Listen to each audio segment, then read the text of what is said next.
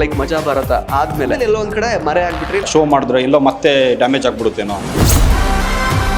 ಈ ಸಿನಿಮಾಗೋಸ್ಕರನೇ ನಾನು ಅಷ್ಟೆಲ್ಲ ಬಿಟ್ಟು ಇದು ಬರಬೇಕು.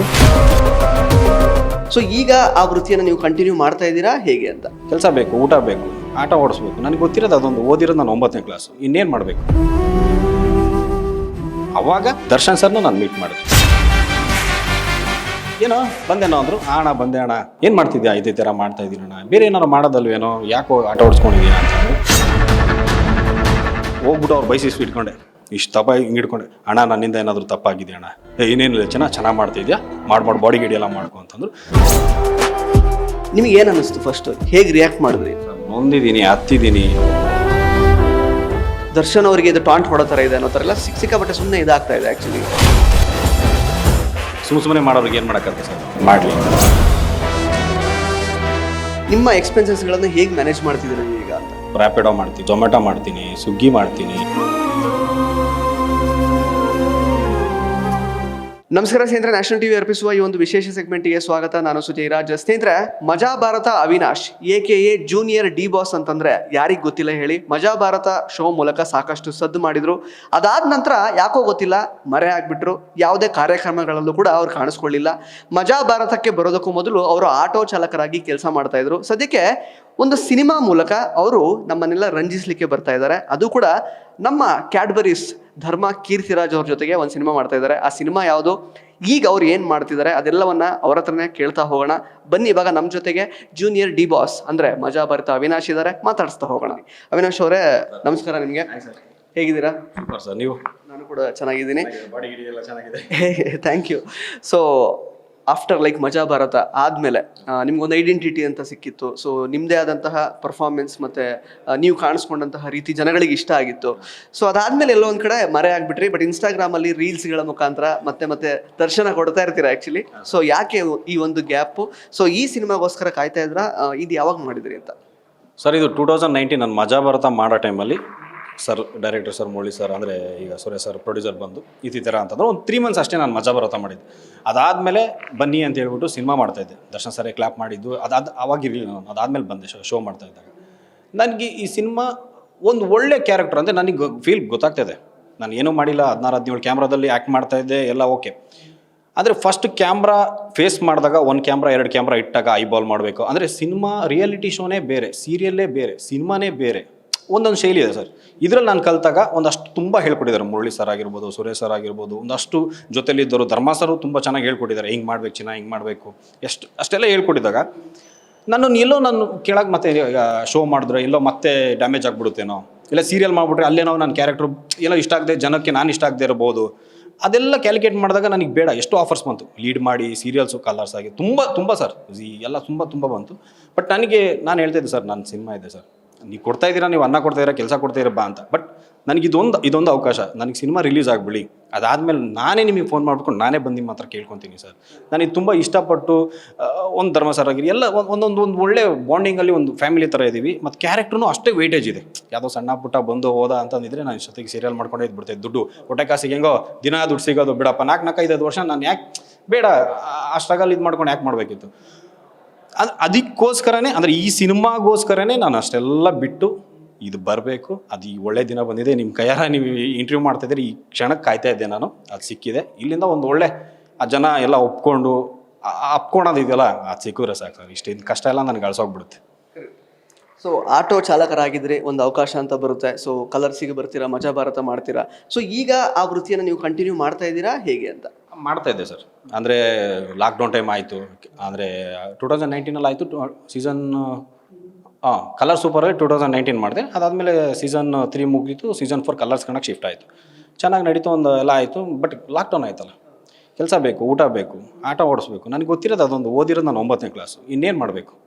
ಓದೆ, ಕಲೆಕ್ಷನಿಗೆ 250 ರೂಪಾಯಿ ಅಂದರು, ತೊಗೊಂಡೆ. DL ಕೊಟ್ಟೆ, DL ಇತ್ತು, ಮಾಸ್ಕ್ ಫುಲ್ ಕವರ್ ಮಾಡ್ಕೊಂಡೆ, ಕೂದೆಲ್ಲ ಕೆದರ್ಕೊಂಡೆ, ಆಟ ಓಡಿಸ್ತಾ ಇದ್ದೆ. ಆವಾಗ ದರ್ಶನ್ ಸರ್ನ ನಾನು ಮೀಟ್ ಮಾಡಿದೆ. ಯಾವಾಗ ಅಂದರೆ ನಾನು ಅವ್ರ ಮನೆಯಿಂದ ಹೋಗ್ತಾಯಿದ್ರು. ನಾನು RR ನಗರ ಸೈಡಲ್ಲೇ ಮನೆ ಮಾಡಿದ್ದೆ. ದರ್ಶನ್ ಸರ್ ಹಿಂಗೆ ಲೆಗಸಿಯಿಂದ ಹಿಂಗೆ ಹೋಗ್ತಾಯಿದ್ರು, ನಾನು ಹಿಂಗೆ ಹೋಗ್ತಾಯಿದ್ದೆ, ಮಾಸ್ಕ್ ಹಾಕಿದ್ದೆ, ಹಿಂಗೆ ತೆಗೆದೆ. ದರ್ಶನ್ ಸರ್ ಹಿಂಗೆ ನೋಡಿದ್ರು, ಏನೋ ಬಂದೇನೋ ಅಂದರು. ಅಣ್ಣ ಬಂದೆ ಅಣ್ಣ, ಏನು ಮಾಡ್ತಿದ್ಯಾ? ಇದೇ ಥರ ಮಾಡ್ತಾಯಿದ್ದೀನಿ ಅಣ್ಣ, ಬೇರೆ ಏನಾರು ಮಾಡೋದಲ್ವೇನೋ, ಯಾಕೋ ಆಟ ಓಡಿಸ್ಕೊಂಡಿದ್ಯಾ ಅಂತಂದರು. ಹೇಳಿದ್ರು. ಆಮೇಲೆ ಹಿಂದೆಲ್ಲ ಟ್ರಾಫಿಕ್ ಅವರೆಲ್ಲ ನೋಡ್ಬಿಟ್ರಲ್ಲ, ಸರಿ ಚಿನ್ನ ಸಿಗೋಣ ಅಂತಂದರು. ನನಗೆ ಅದು ಒಂದು ವರ್ಷ 2 ವರ್ಷ ಆದ್ರೂ ನಾನು ನೆನ್ಪಿಟ್ಕೊಂಡಿದ್ದಾರಲ್ಲ, ನನಗೆ ಇಷ್ಟು ಸಾಕಪ್ಪ, ನನಗೆ ಸತ್ರೂ ಸಾಯೋವರೆಗೂ ಅದೊಂದು ಪ್ರೀತಿ ಸಿಕ್ತಲ್ಲ. ಅಂದರೆ ಕೋಟ್ಯಾಂತರ ಜನ ಪ್ರೀತಿಸೋರು ನನಗೆ ಒಂದು ಅಷ್ಟು ಇಷ್ಟ ಮಾಡಿದ್ರಲ್ಲ, ಅಂದರೆ ಇಷ್ಟ ಅಂದ್ರಲ್ಲ. ಆಮೇಲೆ ಮಜಾ ಟಾಕೀಸಲ್ಲೂ ಅಷ್ಟೇ ಸುಜನ್ ಸರ್ ಮೀಟ್ ಮಾಡಿಸಿದ್ರು. ಅಂದರೆ ಅದು ಯಾರಿಗೂ ಗೊತ್ತಿರಲಿಲ್ಲ. ಅಂದರೆ ರಾಬರ್ಟ್ ಟೈಮಲ್ಲಿ ಅವಾಗ ನಾವು ಒಂದು ಸ್ಕಿಟ್ ಮಾಡೋಕ್ಕೆ ಹೋಗಿದ್ದೆ ಮಜಾ ಟಾಕೀಸಲ್ಲಿ. ಸೀದಾ ಬಂದರು, ಸೆಟ್ ಹಂಗೆ ಟಕ್ ಅಂತ ಆಫ್ ಆಯಿತು. ಆ ಗತ್ತು ನೋಡ್ತಾ ಇದ್ರೆ ಆ ಪರ್ಸ್ನಾಲಿಟಿ ಹಿಂಗೇ ಕನ್ಫ್ಯೂಸ್ ಆಗಿ ನಾನು ಏನು ಬ್ಲ್ಯಾಂಕ್ ಆಗಿಬಿಟ್ಟಿದೆ. ಸಡನ್ನಾಗಿ ಓಡೋಗಿ ಅವ್ರು ಬಂದರು, ನಾನು ಹೋಗಿ ಆಶೀರ್ವಾದ ಮಾಡಿದೆ. ಚೆನ್ನಾಗಿದೆ ಅಣ್ಣ ಅಂದರು. ನಾನು ಅಣ್ಣ ಅಂದರೆ ನಾವು ಅವ್ರನ್ನ ಒಂದು ಆರೈಸ್ತೀವಿ, ಪೂಜಿಸ್ತೀವಿ, ಅಣ್ಣ ಅಂತೀವಿ, ಬಾಸ್ ಅಂತ. ಅವರು ನನಗೆ ಅಂದ್ಬಿಟ್ರು. ನಾನು ಶಾಕು. ಚಿಕ್ಕಮಂಗ್ಳೂರ ಅಣ್ಣ ಚೆನ್ನಾಗಿ ಮಾಡ್ತಿದ್ಯಾ ಕಣೋ ಮಾಡೋ ಅಂದರು. ನನಗೆ ಏನು ಮಾಡಬೇಕು ಆ ಟೈಮಲ್ಲಿ ಗಾಬರಿ ಗೊತ್ತಾಗ್ತಾಯಿಲ್ಲ. ಹೋಗ್ಬಿಟ್ಟು ಅವ್ರು ಬೈಸಿ ಇಟ್ಕೊಂಡೆ, ಇಷ್ಟು ತಪ್ಪ ಹಿಂಗೆ ಇಟ್ಕೊಂಡೆ. ಅಣ್ಣ ನನ್ನಿಂದ ಏನಾದರೂ ತಪ್ಪಾಗಿದೆ ಅಣ್ಣ, ಏನೇನಿಲ್ಲ ಚೆನ್ನಾಗಿ ಮಾಡ್ತಿದ್ಯಾ, ಮಾಡಿ ಬಾಡಿ ಗಿಡಿ ಎಲ್ಲ ಮಾಡ್ಕೊ ಅಂತಂದ್ರು. ಅಷ್ಟು ಪ್ರೀತಿ ಮಾಡ್ತಾರಲ್ಲ, ನನಗೆ ಇನ್ನೇನು ಬೇಕು, ನನಗೆ ಸಾಕಪ್ಪ. ನನ್ನ ತಾಯಿ ಅಷ್ಟು ಪ್ರೀತಿ ಕೊಡ್ತಾರಲ್ಲ, ಸಾಕು ನನಗೆ. ಅದು ಇನ್ನೇನೂ ಅಲ್ಲ. ಆಮೇಲೆ ನಮ್ಮಮ್ಮನೂ ಅಷ್ಟೇ, ಅವ್ರ ಮನೆ ಹತ್ರ ಹೋದಾಗ ಬಂದು ಅವ್ರು ವಿಶ್ ಮಾಡಿ, ಅವ್ರು ನಮ್ಮಮ್ಮ ಖುಷಿಯಾಗಿ ನನ್ನ ಹತ್ರ ಬಂದು ಹೇಳ್ತಾಯಿದ್ರು, ಹಿಂಗೆ ಅಮ್ಮ ಅವ್ರು ಒಂಥರ ಮಗು ಮನಸ್ಸು ಅವ್ರದ್ದು, ದರ್ಶನ್ ಸರ್ದು. ಎಲ್ಲನೂ ಪ್ರೀತಿ ಮಾಡ್ತಾರೆ, ಚಿಕ್ಕವರಿಂದ ದೊಡ್ಡವರಿಂದ ಎಲ್ಲನೂ ಅಪ್ಕೊಳ್ತಾರೆ, ಅಷ್ಟು ಪ್ರೀತಿ ಮಾಡ್ತಾರೆ. ಆ ಪ್ರೀತಿ ಬೇರೆ ಸರ್. ನನ್ನ ಲೈಫಲ್ಲಿ ನನಗೆ ಒಂದು ಬಿಗ್ ಅದ್ರ ಯಾವುದು ಹೇಳೋಕ್ಕಾಗಲ್ಲ, ಅಷ್ಟು ಒಂದು ಪ್ರೀತಿ ಕೊಟ್ಟಿದ್ದಾರೆ. ಅದು ನಾನು ಕೊನೆಯವರೆಗೂ ಅವ್ರಿಗೇನು ಸಣ್ಣ ತಪ್ಪಾಗ್ದಂಗೆ ಅದು ನೋಡ್ಕೊಂಡು ಇರೋ ಜವಾಬ್ದಾರಿ ನಾನು. ಕರ್ಣನ್ ಪಟ್ಟು ಸೆಂಟರ್. ಹರಿದ ಹಳೆ ರೇಷ್ಮೆ ಜರಿ ಸೀರೆಗಳಿದ್ರೆ ಬಿಸಾಕಬೇಡಿ, ಇವರಿಗೆ ಕೊಟ್ರೆ ಸ್ಪಾಟಲ್ಲೇ ಕೈ ತುಂಬ ದುಡ್ಡು. ಇನ್ನು ಡೀಟೇಲ್ಸ್ ಬೇಕು ಅಂದ್ರೆ 6380413916 ಈ ನಂಬರ್ಗೆ ಕಾಲ್ ಮಾಡಿ. ಈಗ ದರ್ಶನ್ ಸರ್ ಅವರ ಅಭಿಮಾನಿಗಳಾಗಿರಬಹುದು ಅಥವಾ ಇಡೀ ಕನ್ನಡ ಚಿತ್ರರಂಗದ ಅಭಿಮಾನಿಗಳಿಗೆ ಒಂದು ದುರಂತ ನಡೆಯುತ್ತೆ ಈಗ ದರ್ಶನ್ ಸರ್ ಅವರ ಜೀವನದಲ್ಲಿ. ಅಫ್ಕೋರ್ಸ್ ಅದು ಅನ್ಫಾರ್ಚುನೇಟ್, ಆ ಥರದೊಂದು ಘಟನೆ ಆಗಬಾರ್ದಾಗಿತ್ತು, ಈ ಥರ ಸಿಚುವೇಶನ್ ಬರಬಾರ್ದಾಗಿತ್ತು. ನೀವು ಆ್ಯಕ್ಚುಲಿ ಅಂದರೆ ಜೂನಿಯರ್ ಡಿ ಬಾಸ್ ಅಂತಲೇ ಹೆಸರು ಪಡ್ಕೊಂಡಿರುವಂಥವ್ರು. ಸೊ ನಿಮಗೆ ಈ ಥರದ ವಿಷಯ ನಿಮ್ಮ ಗಮನಕ್ಕೆ ಬಂದಾಗ ನಿಮಗೆ ಏನು ಅನ್ನಿಸ್ತು? ಫಸ್ಟ್ ಹೇಗೆ ರಿಯಾಕ್ಟ್ ಮಾಡಿದ್ರಿ? ನೊಂದಿದ್ದೀನಿ, ಹತ್ತಿದ್ದೀನಿ, ಹಿಂಗಾಗ್ಬಿಟ್ಟಿದೆಯಲ್ಲ ಅಂತ ತುಂಬ. ಅಂದರೆ ಅದನ್ನು ಈಗ ಬಂದ ಮೇಲೆ ಅದನ್ನು ಮರ್ತು ಬಿಟ್ಟಿದ್ದೀವಿ ಸರ್. ಮತ್ತೆ ಅದನ್ನು ಹೇಳೋದು ಅವ್ರಿಗೆಲ್ಲ ಇದು ಮಾಡೋದು ನನಗೆ ಹರ್ಟ್ ಆಗುತ್ತೆ, ಇಷ್ಟ ಆಗುತ್ತೆ. ಅದು ಇಷ್ಟನೇ ಆಗಲ್ಲ. ಬಟ್ ಅವ್ರು ಬಂದಿದ್ದಾರೆ, ಆ ಖುಷಿಯಲ್ಲಿದ್ದಾರೆ. ಜನ ಎಲ್ಲ ಒಂದು ಹಬ್ಬ ಮಾಡ್ಕೊಂಡಿದ್ದಾರೆ. ಅವ್ರು ಹುಷಾರಾಗಬೇಕು, ಡೇವಿಲ್ ಸಿನಿಮಾಗೆ ನೆಕ್ಸ್ಟ್ ಹೋಗಬೇಕು, ಡೇವಿಲ್ ಬರಬೇಕು, ಎಲ್ಲರೂ ಹಬ್ಬ ಮಾಡಬೇಕು, ಅಷ್ಟೊಂದೇ ಸರ್. ನಾನು ಅದೆಲ್ಲ ಮರ್ತು ಬಿಟ್ಟಿದ್ದೀನಿ. ಅದು ಒಂಥರ ಕೆಟ್ಟ ಕನಸು ಥರನೇ ಇರಲಿ. ಅವರು ಏನು ಈಗ ಎಲ್ಲ ಚೇತರಿಸ್ಕೊಂಡು ಚೆನ್ನಾಗಿ ಬಂದು ಸಿನಿಮಾ ಮಾಡಿದ್ರೆ ಅದೇ ಸಾಕು ಸರ್. ಅದು ಮರ್ತು ಬಿಟ್ಟಿದ್ದೀನಿ ಸರ್. ಅದೆಲ್ಲ ಈಗ ನಾವೇ ಎಷ್ಟೋ ದಿನಗಳಾದಮೇಲೆ ಒಂದು ಯಾವುದೋ ಒಂದು ಬರ್ತಾರಲ್ಲ, ಆ ಥರ ಎಲ್ಲರೂ ಮರ್ತು ಬಿಟ್ಟಿದ್ದಾರೆ. ಅದು ಬೇಡ ಸರ್, ಅಷ್ಟೇ ಮರ್ತು ಬಿಟ್ಟಿದ್ದೀನಿ. ಹೌದು ಸರ್, ಅದೇ ಒಂದು ಏನಂತಂದರೆ ಫಾರ್ಚುನೇಟ್ಲಿ ಅಥವಾ ಅನ್ಫಾರ್ಚುನೇಟ್ಲಿ ಈ ಥರದೊಂದು ಘಟನೆ ನಡೀತು. ನೀವೀಗ ಅಭಿಮಾನಿಯಾಗಿ ಜೊತೆಗೆ ಯಾಕೆಂದರೆ ಅವರನ್ನೇ ಹೋಲುವರಂಥವ್ರಾಗಿ, ಅಂದರೆ ಯಾರಾದರೂ ನಿಮಗೆ ಸ್ವಲ್ಪ ಹೀಯಾಳಿಸಿದಾಗಿರ್ಬೋದು, ಅಂದರೆ ಎಂಥ ಒಬ್ಬ ಆರ್ಟಿಸ್ಟಿಗೆ ನೀವು ಫ್ಯಾನ್ ಆಗಿದ್ದೀರಾ ಅಂತ ನಿಮ್ಗೆ ಯಾರಾದರೂ ಸ್ವಲ್ಪ ಕೆಳಗೆ ಹಾಕಿ ಮಾತಾಡಿದಾಗಿರ್ಬೋದು, ಆ ಥರದ್ದು ಏನಾದರೂ ನಡೆದಿತ್ತ ಸಿಚುವೇಶನ್ ನಿಮ್ಮ ಲೈಫಲ್ಲಿ? ಆ ಥರ ಯಾರೂ ಹೇಳಿಲ್ಲ. ಹೇಳಿದ್ರು ನಾವು ತಲೆ ಕೆಡಿಸ್ಕೊಳಲ್ಲ ಸರ್. ಯಾರು ಏನು ಹೇಳಿದ್ರು ತಲೆ ಕೆಡಿಸ್ಕೊಳಲ್ಲ. ಅವರು ಎಲ್ಲರೂ ಪ್ರೀತಿ ಮಾಡೋರು ಇಲ್ಲಿದ್ದಾರೆ. ಯಾರು ಬೇರೆ ಯಾರೋ ಫ್ಯಾನ್ಸ್ ಏನೇ ಅಂದ್ಕೊಂಡ್ರು ಸರ್, ಅವ್ರದ್ದು ಏನೂ ಮಾಡೋಕ್ಕಲ್ಲ ಸರ್. ಹಿಂಗೆ ಅನ್ನೋಕ್ಕೂ ಆಗಲ್ಲ ಸರ್, ಅಷ್ಟೇ. ಸದ್ಯಕ್ಕೆ ಈಗ ದರ್ಶನ್ ಸರ್ ಬೇಲ್ ಮೇಲೆ ಆಚೆ ಬಂದಿದ್ದಾರೆ, ಜೊತೆಗೆ ಸಿನಿಮಾ ಕೂಡ ಸ್ಟಾರ್ಟ್ ಆಗಬಹುದು ಅನ್ನೋ ಥರ ಒಂದು ಮಾತುಗಳು ಕೇಳಿ ಬರ್ತಾ ಇದೆ. ಸೊ ಡೆವಿಲ್ ಸಿನಿಮಾಗೆ ನೀವು ಎಷ್ಟು ವೆಯ್ಟ್ ಮಾಡ್ತಿದ್ದೀರಾ? ಜೊತೆಗೆ ಸಾಕಷ್ಟು ಗ್ಯಾಪ್ ಆಯ್ತು. ಇವಾಗ ಈ ಡಿಸೆಂಬರಲ್ಲಿ ಬರಬೇಕಿತ್ತು. ಇನ್ಫ್ಯಾಕ್ಟ್ ಅವರು ಅನೌನ್ಸ್ ಕೂಡ ಮಾಡಿದ್ರು ಕ್ರಿಸ್ಮಸ್ಸಿಗೆ ಬರ್ತೀವಿ ಅಂತ, ಬಟ್ ಬರ್ಲಿಕ್ಕೆ ಆಗಿಲ್ಲ. ಸೊ ಎಷ್ಟರ ಮಟ್ಟಿಗೆ ಅಂದರೆ ಅವ್ರನ್ನ ಭೇಟಿಯಾಗೋ ಪ್ರಯತ್ನ ಏನಾದರೂ ಮಾಡಿದ್ರೆ ನೀವು ಹೇಗೆ ಅಂತ? ನಿಮಗೆ ಗೊತ್ತಿದೆ, ಯಾರನ್ನೂ ಇದು ಮಾಡಲ್ಲ, ಫ್ಯಾಮಿಲಿ ಬಿಟ್ಟು ಅಂತ. ನಾನು ನೋಡ್ತೀನಿ, ಹೋಗ್ತಿರ್ತೀನಿ. ಬಟ್ ಅದು ಈ ಥರ ಇದೆ ಸಿಚುವೇಶನ್. ನಾವು ಹೋಗಿ ಗೊತ್ತಿದ್ದು ಆ ಥರ ತಪ್ಪು ಮಾಡೋದು ತಪ್ಪಾಗುತ್ತೆ. ಅದೇ ಲಾಸ್ಟ್ ಕಾಟೇರ ರಿಲೀಸ್ ಆಗೋ ಒಂದು ಹಬ್ಬ ಆಯಿತು. ಈ ವರ್ಷ ಕಾಯ್ತಾ ಇದ್ವಿ, ಅದಾಗಿಲ್ಲ. ಮುಂದಿನ ವರ್ಷ ಅದು ಡಬ್ಬಲ್ಲಿ 2 ವರ್ಷಕ್ಕೆ ಸೇರಿಸಿ ಇನ್ನೂ ಹಬ್ಬ ಮಾಡ್ತೀವಿ ಅಷ್ಟೇ. ಮತ್ತು ಇನ್ನೊಂದು ಆ್ಯಕ್ಚುಲಿ ನಿನ್ನೆಯಿಂದ ಒಂದು ವಿಷಯ ಪಾಪಪ್ ಆಗ್ತಾ ಇದೆ. ಸಾಕಷ್ಟು ನೀವು ನೋಡಿರ್ತೀರ, ಫ್ಯಾನ್ ವಾರ್ ಅದು ಯಾಕೆ ಆಗುತ್ತೋ ಗೊತ್ತಿಲ್ಲ. ಇನ್ಫ್ಯಾಕ್ಟ್ ಪ್ರತಿಯೊಬ್ಬ ಆರ್ಟಿಸ್ಟ್ಗಳು ಕೂಡ ಯಾಕೆಂದರೆ ದರ್ಶನ್ ಅವರ ಪರವಾಗಿಯೇ ಮಾತಾಡಿದ್ದಾರೆ. ಯಾರು ಕೂಡ ಅವ್ರಿಗೆ ಎಗೇನ್ಸ್ಟ್ ಆಗಿ ಏನು ಮಾತಾಡಲಿಲ್ಲ, ಅಥವಾ ಅವರಿಗೆ ಉತ್ತರ ಕೊಡ್ಲಿಕ್ಕೆ ಆಗಿಲ್ಲ ಅಂತಂದರೆ ಸುಮ್ಮನಾಗಿದ್ದಾರೆ. ಅಂದರೆ ಗೊತ್ತಿಲ್ಲ ನಮ್ಗೆ, ಅದು ಕಾನೂನಲ್ಲಿ ನಡೀತಾ ಇರೋಂಥ ವಿಷಯ, ನಮಗೇನು ಹೇಳಲಿಕ್ಕೆ ಆಗಲ್ಲ ಅಂತ ಸುಮ್ಮನಾಗಿದ್ದಾರೆ. ಬಟ್ ಎಲ್ಲೊಂದು ಕಡೆಗೆ ನಿನ್ನೆ ಮ್ಯಾಕ್ಸ್ ಸಿನಿಮಾ ರಿಲೀಸ್ ಆಗುವಾಗ ಮತ್ತೇನೋ ಫ್ಯಾನ್ ವಾರ್ ಥರ ಶುರುವಾಯಿತು. ಅದೇನೋ ಬಾಸಿಸಮ್, ಮ್ಯಾಕ್ಸಿಸಮ್, ಮಾಸಿಸಮ್ ಅಂತ ಅವರ ಸಿನಿಮಾಗೆ ಸಂಬಂಧಪಟ್ಟ ಹಾಗೆ ಕೆಲವೊಂದಷ್ಟು ಮಾತುಗಳನ್ನು ಬರ್ಕೊಂಡಿದ್ರು. ಅದು ಕೂಡ ಈಗ ಪಾಪಪ್ ಆಗಿ ಏನೋ ದರ್ಶನ್ ಅವರಿಗೆ ಇದು ಟಾಂಟ್ ಹೊಡೋ ಥರ ಇದೆ ಅನ್ನೋ ಥರ ಎಲ್ಲ ಸಿಕ್ಕಾಪಟ್ಟೆ ಸುಮ್ಮನೆ ಇದಾಗ್ತಾ ಇದೆ ಆ್ಯಕ್ಚುಲಿ. ಸೊ ಅದ್ರ ಬಗ್ಗೆ ಏನು ಹೇಳಕ್ಕೆ ಇಷ್ಟಪಡ್ತೀರಾ? ಸುಮ್ಮನೆ ಮಾಡೋರಿಗೆ ಏನು ಮಾಡೋಕ್ಕತ್ತೆ ಸರ್? ಮಾಡಲಿ. ಈಗ ಅವರು ಯಾವತ್ತಿದ್ರೂ ಅವ್ರ ಮೇಲಿದ್ದೇ ಇರ್ತಾರೆ. ಎಲ್ಲರೂ ಅಭಿಮಾನಿ ಸರ್. ಎಲ್ಲರೂ ನೋಡ್ತೀವಿ, ಎಲ್ಲ ಸಿನಿಮಾನು ನೋಡ್ತೀವಿ, ನೀವು ನೋಡ್ತೀರಾ, ಎಲ್ಲರೂ ನೋಡ್ತಾರೆ. ಸುಮ್ಮನೆ ಅವ್ರ ಮೇಲೆ ಇವ್ರ ಮೇಲೆ ಅವರು, ಅದೆಲ್ಲ ಅವ್ರಿಗೆ ಇಷ್ಟ ಆಗಲ್ಲ. ಅವ್ರು ಏನೇ ಮಾಡಿದ್ರು ಏನೇ ಬಿಟ್ಟರು ಅವರು ಒಳ್ಳೆ ರೀತಿಯಲ್ಲೇ ಆಯ್ತಪ್ಪ ಅಂತೀರಾ ಅಂದ್ಕೊಳ್ಳಿ ಅಂತಲೇ ಇರ್ತಾರೆ. ಅವ್ರ ವ್ಯಕ್ತಿತ್ವ ಅವರು ಈಗ ದೇವಸ್ಥಾನದಲ್ಲಿ ಎಷ್ಟೋ ಜನ ಬರ್ತಾರೆ, ಭಕ್ತಾದಿಗಳು ಹೋಗ್ತವೆ, ಕೈ ಮುಗಿತೀವಿ, ಎಲ್ಲ ಮಾಡ್ತೀವಿ. ಅಲ್ಲಿ ಒಳ್ಳೆನೂ ಬರ್ತಾನೆ, ಕೆಟ್ಟನೂ ಬರ್ತಾನೆ, ಮೋಸ್ಕರ ಬರ್ತಾನೆ, ಎಲ್ಲ ಬರ್ತಾನೆ. ಆದರೆ ದೇವರು ಎಲ್ಲದು ಒಳ್ಳೇದು ಮಾಡ್ತೀವಿ ಹೋಗಪ್ಪ ಅಂತ ಅವ್ರು ಅನ್ಕೊತಾರೆ. ನಮ್ಗೆ ಅಷ್ಟೇ, ನಮ್ಗೆ ಅವರ ದೇವರು ಎಲ್ಲದು ಒಳ್ಳೆ ಸರ್. ಏನು ಆ ಥರ ಅಲ್ಲಿ ಏನೂ ಆಗಲ್ಲ, ಅದೇನು ಅವ್ರಿಗೆ ಅನ್ಸೋದಿಲ್ಲ ಸರ್.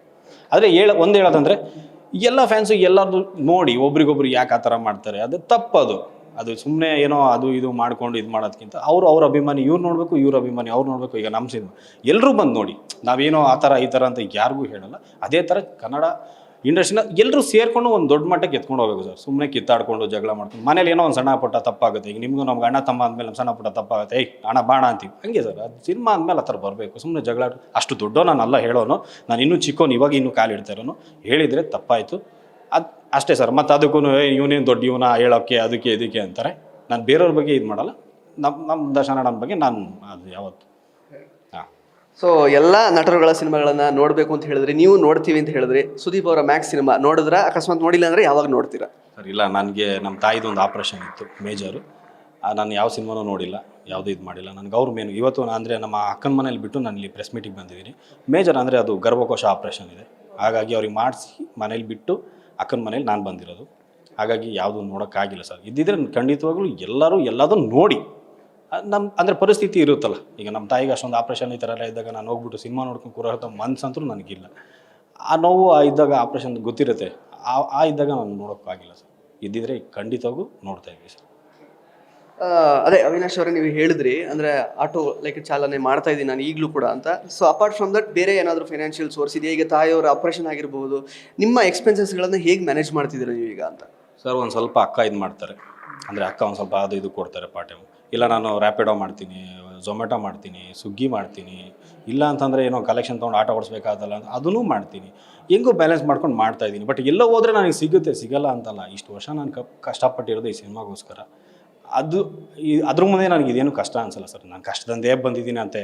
ಮತ್ತೇನೋ ಅಂದರೆ ಒಂದಷ್ಟು ಜನ ಇದೆಲ್ಲ ಮಾಡಿದ್ದಾರೆ, ಅಂದರೆ ಒಂದು ಪ್ರೀತಿ ಕೊಟ್ಟಿದ್ದಾರೆ, ಅಷ್ಟೆಲ್ಲ ನಾನು ಎತ್ಕೊಂಡೋಗಿ ಮೇಲಿಟ್ಟಿದ್ದು. ಅಂದರೆ 2019 ನನಗೊಂದು ಅಷ್ಟು ನನ್ನ ಶೋ ಅಲ್ಲಿ ನಮ್ಮ ಜೊತೆಲಿ ಕಂಟೆಸ್ಟೆಂಟ್ಸ್ ಇದ್ದವರು ಅವರೆಲ್ಲ ಸೀಸನ್ ಫಸ್ಟು ಸೆಕೆಂಡ್ ಮಾಡಿದರು. ಬಟ್ ಸೀಸನ್ 3ಯಲ್ಲಿ ಕೊಟ್ಟಿದ್ದು ಬಿಗ್, ಅಂದರೆ ಒಂದು ಒಳ್ಳೆ ಓಪನಿಂಗು, ಒಂದು ಒಳ್ಳೆ ಪ್ರೀತಿ ವಿಶ್ವಾಸ ಅದರಿಂದ ಅವ್ರಿಗೆಲ್ಲ ಸಿಕ್ತು. ಅಂದರೆ ಅವ್ರ ಜೊತೆಲಿದ್ರು ನನಗೊಂದೊಂಥರ ಏನೋ ಒಂಥರ ಸಿಕ್ಕಿತ್ತು. ಅಷ್ಟು ಹೋಗಿ ಮತ್ತು ಕೆಳಗೆ ಬಿದ್ರೂ ಯಾವತ್ತಿದ್ರೂ ನಾನು ಅದು ಅಪ್ ಆ್ಯಂಡ್ ಡೌನ್ ಮಾಡ್ತೀವಿ ಸರ್. ಅದು ಬ್ಯಾಲೆನ್ಸ್ ಮಾಡೋಕ್ಕೆ ಗೊತ್ತಾಗುತ್ತೆ. ಹೆಂಗೋ ಒಂದು ಕಷ್ಟ ಪಡ್ಕೊಂಡು ಏನೇನೋ ಮಾಡ್ಕೊಂಡು ಅದನ್ನು ಮೇಂಟೈನ್ ಮಾಡ್ಕೊಂಡು ಹೋಗ್ತಾ ಇದ್ದೀನಿ ಸರ್. ಸೊ ಅವಿನಾಶ್ ಅವರೇ, ತಲ್ವಾರ್ ನಿಮ್ಮ ಮೊದಲನೇ ಸಿನಿಮಾ. ಆ್ಯಕ್ಚುಲಿ ಒಳ್ಳೇದಾಗಲಿ. ನನ್ನ ಸಜೆಷನ್ ಏನು ಅಂತಂದರೆ, ಜೊತೆಗೆ ನೀವು ಸೀರಿಯಲ್ಸು ಕಿರುತ್ತಾರೆ ಅದನ್ನು ಕೂಡ ಮಾಡ್ತಾ ಇರಿ. ಸೊ ದಟ್ ನೀವು ಮ್ಯಾನೇಜ್ ಮಾಡ್ಬೋದು ಎಕ್ಸ್ಪೆನ್ಸಸ್ನ. ಜೊತೆಗೆ ಆಟೋ ಚಾಲನೆ ಕೂಡ ಮಾಡ್ತಿದ್ದೀರಾ, ಅದನ್ನು ಕೂಡ ಕಂಟಿನ್ಯೂ ಮಾಡಿ. ಸೊ ಒಳ್ಳೇದಾಗಲಿ. ಸಾಕಷ್ಟು ಸಿನಿಮಾಗಳು ಮತ್ತು ಸೀರಿಯಲ್ಗಳ ಮೂಲಕ ಅಥವಾ ಕಿರುತ್ತಾರೆ ಬೇರೆ ಬೇರೆ ಎಂಟರ್ಟೈನ್ಮೆಂಟ್ ಮಾಧ್ಯಮಗಳ ಮೂಲಕ ಎಂಟರ್ಟೈನ್ ಮಾಡುವಂತಹ ಪ್ರಯತ್ನ ಮಾಡ್ತಾ ಇರಿ ಜನಗಳಿಗೆ. ಸೊ ನಿಮ್ಮ ಫ್ಯಾನ್ಸ್ಗಳಿಗೆ ಏನು ಹೇಳೋಕ್ಕೆ ಇಷ್ಟಪಡ್ತೀರಾ ಕೊನೆಗೆ? ನನ್ನ ಫ್ಯಾನ್ಸ್ ಅಂತ ಏನಿಲ್ಲ ಸರ್, ಎಲ್ಲ ದರ್ಶನ್ ಸರ್ ಫ್ಯಾನ್ಸು. ಒಂದಷ್ಟು ಜನ ಆ ಪ್ರೀತಿ ಕೊಟ್ಟಿದ್ದಾರೆ, ಅದು ನನ್ನಂಥ ಫ್ಯಾನ್. ನಾನು ಏನೂ ಅಲ್ಲ ಸರ್, ದೊಡ್ಡ ವ್ಯಕ್ತಿ ಅಲ್ಲವೇ ಅಲ್ಲ. ಅಷ್ಟೇ ಸರ್. ಇದೇನು ಅಷ್ಟು ದೊಡ್ಡ ನೀವು ಹೇಳೋ ಥರ ಫ್ಯಾನ್ಸ್ ಅಷ್ಟೆಲ್ಲ ನಾನೇನು ಇದು ಮಾಡಿಲ್ಲ ಸರ್. ಏನೋ ಒಂದು ಪ್ರೀತಿ, ಒಂದು ಮನಸ್ಸಲ್ಲಿ ಒಂದು ಅಷ್ಟು ಪ್ರೀತಿ ಕೊಡ್ತಾರಲ್ಲ ಅಷ್ಟು ಸಾಕು ಸರ್. ಅಷ್ಟು ಫ್ಯಾನ್ಸ್ ಅಂದಿಲ್ಲ, ಪ್ರೀತಿ ಅಷ್ಟೇ. ಅದು ಅವರ ಪ್ರೀತಿ. ಸಿನಿಮಾ ನೆಕ್ಸ್ಟ್ ಮಂತಲ್ಲಿ ರಿಲೀಸ್ ಆಗ್ತಾ ಇದೆ, ಅವ್ರಿಗೆ ಏನು ಹೇಳೋಕ್ಕೆ ಇಷ್ಟಪಡ್ತೀರಾ ಜನಗಳಿಗೆ? ಎಲ್ಲರೂ ಬನ್ನಿ. ನನ್ನ ಮೊದಲನೇ ಸಿನಿಮಾ ಅಂತ ಅಂದ್ಕೊಂಡಿರ್ತೀರಾ, ರಿಯಾಲಿಟಿ ಶೋ ಮಾಡಿದ, ಕಾಮಿಡಿ ಮಾಡಿದ, ಏನು ಮಾಡಿರ್ತಾನೋ ಏನೋ ಅಂತ. ಒಂದು ಮೇಜರ್ ಕ್ಯಾರೆಕ್ಟ್ರು ತುಂಬ ಇಷ್ಟ ಆಗುತ್ತೆ. ಅದಕ್ಕೋಸ್ಕರ ಇಷ್ಟೆಲ್ಲ ಸ್ಟ್ರಗಲ್ ಪಟ್ಟಿರೋದು. ಇದೊಂದು ಸಿನಿಮಾ ಆದಮೇಲೆ ಒಂದಷ್ಟು ಜನ ಪ್ರೊಡ್ಯೂಸರ್ಸ್ ಬರ್ತಾರೋ, ಡೈರೆಕ್ಟ್ರು ಬಂದು ನನಗೆ ಒಂದು ಅವಕಾಶ ಕೊಡ್ತಾರೆ. ಈಗೇನು ಆಟೋ ಓಡಿಸ್ತಾ ಇದ್ನೋ, ಸ್ವಿಗ್ಗಿ ಮಾಡ್ತಾಯಿದ್ನೋ, ಇಲ್ಲ ಏನೋ ಒಂದು ಇಷ್ಟು ಸಣ್ಣ ಪುಟ್ಟ ಕೆಲಸ ಮಾಡ್ಕೊಂಡು ಅವರು ಇವರು ಥರ ಇದ್ದಿದ್ದನ್ನು ಅದನ್ನು ಅಳಿಸಿ ಒಂದಷ್ಟು ಏನೋ ಒಂದು ಮನೇನೋ ಅದು ಇದು ಏನೋ ಸಣ್ಣ ಪುಟ್ಟ ಮಾಡಿಕೊಂಡು ಖರ್ಚಿಗೆ ಅದಕ್ಕೆಲ್ಲ ಒಂದಷ್ಟು ಜನ ಪ್ರೊಡ್ಯೂಸರ್ ಬರ್ತಾರೆ ಅನ್ನೋಕ್ಕೋಸ್ಕರ ಇಷ್ಟೊಂದು ಕಾಯ್ದಿದ್ದು. ಎಲ್ಲರೂ ಬನ್ನಿ. ಜನವರಿ ಸಿನಿಮಾ ರಿಲೀಸ್ ಆಗುತ್ತೆ. ನಿಮ್ಮ ಪ್ರೀತಿ, ಆಶೀರ್ವಾದ, ಸಪೋರ್ಟು ಬೇಕೇ ಬೇಕು. ಎಲ್ಲರೂ ಸರ್, ಅದು ಹೇಳಂಗಿಲ್ಲ ಅಂತೆ. ಅದಕ್ಕೋಸ್ಕರನೇ ಅದು ಮೇಕಿಂಗಲ್ಲಿ ಆಗಿರ್ಬೋದು, ಟೀಸರ್ ಟ್ರೈಲರ್ ಸ್ವಲ್ಪ ಎಲ್ಲ ಇದು ಮಾಡಿದ್ದಾರೆ. ಅದು ಸಿನಿಮಾ ಥಿಯೇಟ್ರಲ್ಲಿ ಬಂದು ನೋಡಿದ್ರೇ ಅದು ಗೊತ್ತಾಗುತ್ತೆ ಯಾವ ಥರ ಏನು ಕತೆ ಅಂತ. ಹಾಂ ಸರ್, ನೀವು ಬಂದು ನೋಡಿ. ನಾನು ಮುಖ್ಯವಾದ ವಿಷಯನೇ ಕೇಳೋದು ಮರೆಸ್ಬಿಟ್ಟೆ. ನಮ್ಮ ಬಿಗ್ ಬಾಸ್ ಜೆಂಟಲ್ಮ್ಯಾನ್ ಧರ್ಮ ಕೀರ್ತಿರಾಜ್ ಅವ್ರ ಜೊತೆಗೆ ಆ್ಯಕ್ಟ್ ಮಾಡಿದ ಅನುಭವ ಹೇಗೆ ಅನಿಸ್ತು? ಯಾವ ರೀತಿ ಇರ್ತಾರೆ ಮನುಷ್ಯ ಸೆಟ್ಟಲ್ಲೆಲ್ಲ? ಸೊ ಅದ್ರ ಬಗ್ಗೆ ಸ್ವಲ್ಪ ಹೇಳಿ ಸರ್. ಸೇಮ್ ಮಗುನೇ ಸರ್, ಮಕ್ಕಳು ಥರ ಅವರು. ಕೋಪ ನೀವೇ ನೋಡಿದ್ರಿ ಬಿಗ್ ಬಾಸ್, ಎಲ್ಲ ಕೋಟೆ ಅಂದರೆ ಜನ ನೋಡ್ಯಾರೆ. ಅದಕ್ಕಿಂತ ಮುಂಚೆ ನಾನು ನೋಡಿದ್ದೀನಿ. ಒಂದಷ್ಟು ಜನ ಅವ್ರ ಜೊತೆ ಕೆಲಸ ಮಾಡಿರೋರು ಎಲ್ಲ ನೋಡಿದ್ದಾರೆ. ಸೇಮ್ ಮಗು ಮನಸ್ಸು ಅವ್ರದ್ದು. ನಗಾಡ್ತಾರೆ, ಖುಷಿಯಾಗಿರ್ತಾರೆ, ಕೋಪ ಮಾಡ್ಕೊಳಲ್ಲ, ಎಲ್ಲ ಹೇಳ್ಕೊಡ್ತಾರೆ, ಮಾಡ್ತಾರೆ. ಮಗು ಸರ್, ಮಗು ಏನು ಮಾಡ್ತಾ ಅಲ್ಲಿ ಹೋಗು ಅಂದರೆ ಹೋಗುತ್ತೆ, ಬಾ ಅಂದರೆ ಬರುತ್ತೆ, ಒಂದು ಅಪ್ಕೊಳುತ್ತೆ. ಮಗು ಪ್ರೀತಿ. ಹಾಂ ಸರ್, ಮಗು ಮನಸ್ಸು. Thank you so much Avinash ಅವರೇ, ಎಷ್ಟು ಸಮಯ ನಮಗೋಸ್ಕರ ಕೊಟ್ಟು ಮಾತಾಡಿದ್ದಕ್ಕೆ. ಆಲ್ ದಿ ಬೆಸ್ಟ್, ಒಳ್ಳೆಯದಾಗಲಿ. ಎಸ್. ಸೊ ಸ್ನೇಹಿತರೆ, ಇದಾಗಿತ್ತು ಅವಿನಾಶ್ ಅವರ ಮಾತುಗಳು. ಮತ್ತೆ ಭೇಟಿ ಆಗ್ತಾ ಇರೋಣ. ಧನ್ಯವಾದ.